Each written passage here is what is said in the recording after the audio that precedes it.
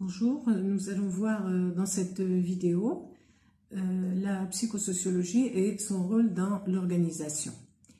Alors, une grande partie de l'organisation destinée à nous permettre de vivre en collectivité est née de notre créativité. La famille, le système politique, le système économique sont en quelque sorte quelques-unes des manifestations de l'organisation humaine, qui varie bien sûr d'une culture à l'autre et avec le temps. Alors, comme les autres espèces du règne animal, nous sommes nés avec un ensemble de qualités et d'aptitudes qui se développent avec le temps. Le comportement humain, avec tout son potentiel, ne peut être exempté de l'effort cognitif. La psychologie organisationnelle a pour objectif d'augmenter le rendement à travers une organisation. Alors, on va commencer par voir un petit peu qu'est-ce que c'est que l'organisation au travail. Il y a des choses que vous connaissez certainement. Alors, l'organisation est un modèle de relation à l'aide desquelles les personnes, sous la direction d'un manager, poursuivent des objectifs communs. Ces objectifs sont le produit des processus de prise de décision appelés planification. Les objectifs que les gestionnaires développent pour une raison de planification sont ambitieux à long terme. Les gérants veulent être sûrs que leur organisation peut supporter ces objectifs à long terme. Les membres de l'organisation ont besoin d'un cadre stable dans lequel ils peuvent travailler unis pour atteindre les objectifs de l'organisation.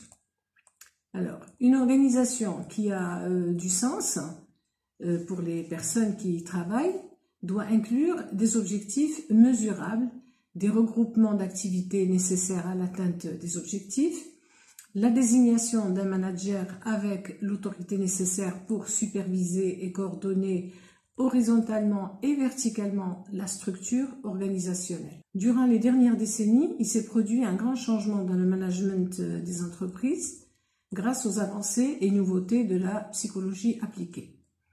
Ces avancées permettent la promotion et facilitent la transformation des organisations. Une organisation qui a du sens pour les personnes qui y travaillent doit inclure des objectifs mesurables, des regroupements d'activités nécessaires à l'atteinte des objectifs, la désignation d'un manager avec l'autorité nécessaire pour superviser et coordonner horizontalement et verticalement la structure organisationnelle. Durant les dernières décennies, il s'est produit un grand changement dans le management des entreprises grâce aux grandes avancées et les nouveautés de la psychosociologie. Ces avancées permettent la promotion et facilitent la transformation des organisations. Les procédés et les techniques pertinents comprennent une série de concepts plus humanistes grâce en grande partie aux travaux de McGregor, de Maslow, de Lewin et bien d'autres auteurs. Ces concepts à orientation humaniste conçoivent l'organisation comme un moyen par lequel les individus trouvent un stimulus dans leur travail, afin de se former, de se développer et être plus responsables d'eux-mêmes qu'ils ne l'auraient pu être dans le système bureaucratique traditionnel. Les éléments importants dans la logique d'organiser sont présents, je vais vous les présenter comme suit. D'abord, nous allons parler de la conceptualisation. Conceptualiser, c'est quoi? Alors, organiser, en fait, n'implique pas une spécialité extrême, sinon le travail serait peu intéressant et restrictif. Dire que les tâches doivent être spécifiques ne veut pas dire qu'elles doivent être limitatives ou mécaniques. L'organisateur est celui qui doit considérer, en accord avec les résultats attendus, s'il doit les diviser en plus petites parties ou s'ils doivent être considérés de manière plus globale. Dans n'importe quelle organisation, les travaux peuvent être définis de manière à permettre peu ou pas de liberté personnelle. Ce que nous ne devons pas oublier, et qu'il n'existe pas une forme unique et idéale d'organiser, mais que l'organisation doit tenir compte de la situation. Le deuxième élément, c'est donc les bases du processus organisationnel. Organiser, est un processus permanent. Les stratégies peuvent être modifiées, l'environnement organisationnel peut changer, l'efficacité et l'efficience des activités de l'organisation ne sont pas toujours au niveau que les administrateurs attendent. C'est comme s'il constituait une organisation nouvelle dans une organisation existante, ou alors peuvent changer complètement le modèle des relations. Les managers respectent 4 pas importants pour commencer des prises de décision afin d'organiser. D'abord, donc premier pas, c'est diviser la charge de travail en tâches qui peuvent être exécutées par personne et par groupe d'une manière logique et commode ou confortable. C'est la division du travail. Le deuxième pas, il faut combiner les tâches de manière logique et efficiente. Regrouper des employés et des tâches, c'est déjà une départementalisation. Ensuite, le troisième pas, c'est spécifier qui dépend de qui dans l'organisation pour déterminer la hiérarchie. Ensuite, il faut établir donc des mécanismes pour intégrer les activités des départements dans un tout congruent et pour surveiller cette dite intégration. Donc, c'est ce qu'on appelle la coordination. Ensuite, donc, nous allons passer à la division du travail. Alors, dans son livre « La richesse des nations », Adam Smith commence par un passage fameux sur la spécialisation du travail dans la production d'alifères. Smith décrit le travail dans cette usine. Alors, il dit la chose suivante: un homme tire le fil, l'autre le redresse, un troisième lui tire une pointe et un autre lui écrase l'extrémité pour lui mettre la tête. 8 hommes travaillent de cette manière, fabriquer 48 000 alifères par jour. Alors, comme l'explique Smith, si chacun avait travaillé de manière indépendante, dans le meilleur des cas, il aurait pu fabriquer 20 alifères. Au total, ils auraient fabriqué seulement 80 pièces en un jour de travail. Donc, le grand avantage de la division du travail en petits groupes ou en petites opérations simples et séparées, où les travailleurs peuvent se spécialiser, la productivité totale augmente très notablement. Mais la spécialisation du travail a aussi des désavantages. Si les tâches sont divisées en petites étapes, le travailleur peut ressentir l'aliénation, c'est-à-dire l'absence d'une sensation de contrôle.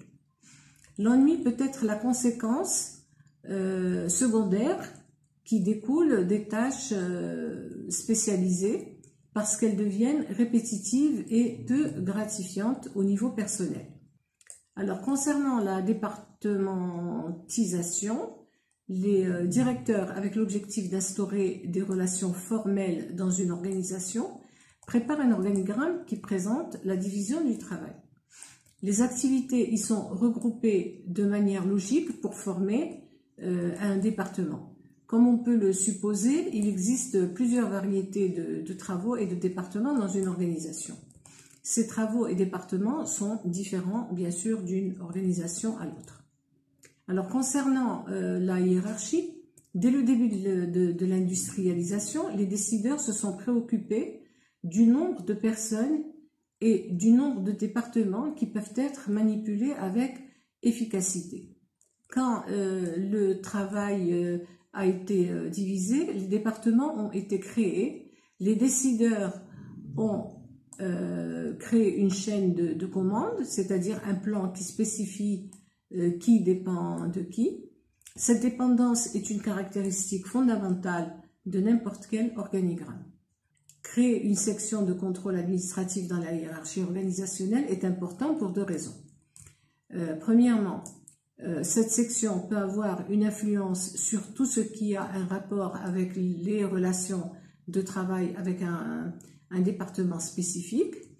Et l'autre raison, c'est que un département trop développé peut signifier que les responsables sont trop présents et exercent trop leur autorité et que les employés ne sont pas en contact avec la direction générale et avec le département de contrôle. Actuellement, les chercheurs sont d'accord qu'il n'y a pas une structuration idéale de l'administration. Choisir une structuration demande de sous-peser les facteurs de l'environnement et les compétences, aussi bien des responsables que des employés. Alors, quant à la coordination, donc l'utilisation d'une organisation a été d'une importance vitale tout au long de l'existence humaine. Concevoir une structure hiérarchique permet la coordination des éléments qui la composent, permet une prise de décision efficace, établit les responsabilités et définit les moyens de communication. La coordination est un processus qui consiste à intégrer les activités des départements indépendants afin de poursuivre les objectifs de l'organisation avec efficacité.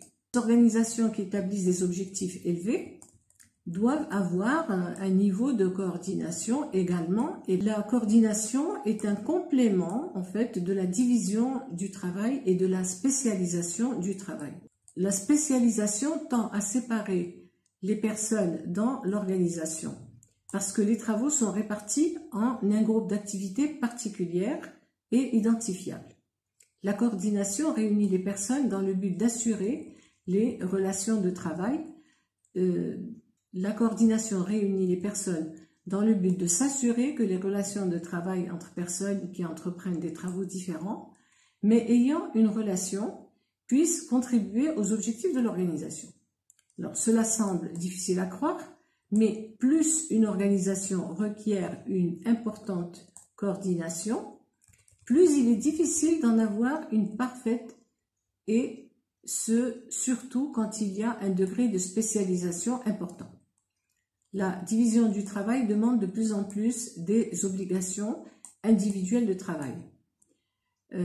Alors, quelques différenciations qui ont été observées. Les personnes travaillant dans différentes unités ont tendance à développer leurs propres perspectives quant aux objectifs de l'organisation et aux manières de les atteindre. Par exemple, les intervenants de la production sont plus préoccupés par la quantité d'articles fabriqués, alors que les intervenants en qualité donnent plus d'importance, bien sûr, à la qualité. Deuxième idée, c'est que les personnes travaillant dans la même unité peuvent avoir une notion du temps qui est différente. Par exemple, les personnes qui travaillent sur la production ont l'habitude de trouver des solutions très vite aux problèmes. Ceux du développement ne travaillent pas dans l'urgence. Les styles de communication peuvent être différents d'une unité à l'autre. Par exemple, les employés de la production, ayant l'habitude de réagir vite face aux problèmes, ne s'embarrassent pas d'utiliser des formules de politesse en général. La communication est plus brute et les réponses attendues sont plus concises et plus claires. Les employés du développement adoptent une communication plus tranquille. Donc en fait, les formalités peuvent être différentes d'un département à l'autre.